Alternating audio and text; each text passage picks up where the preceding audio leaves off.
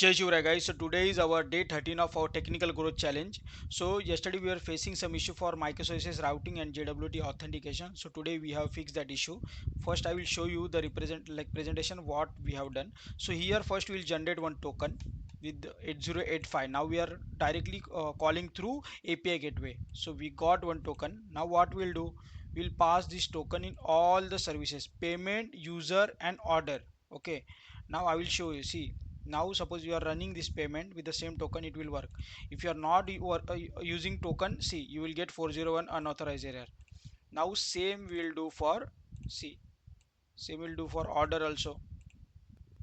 Order we are getting payment data, then here we are not getting 401 unauthorized, we are getting data. Now here also in the users, if you will run with the token, then you will get data. If you are not using authorization bearer token, it will not, you will not get the data. So this is what we have achieved. So now JWT is configured in each and every services.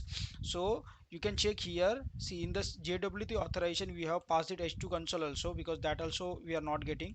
And in security config we have permitted the h2 console permit all. Okay, now see, everything is in the API gateway, not in other services. We are we have applied JWT in only in API gateway.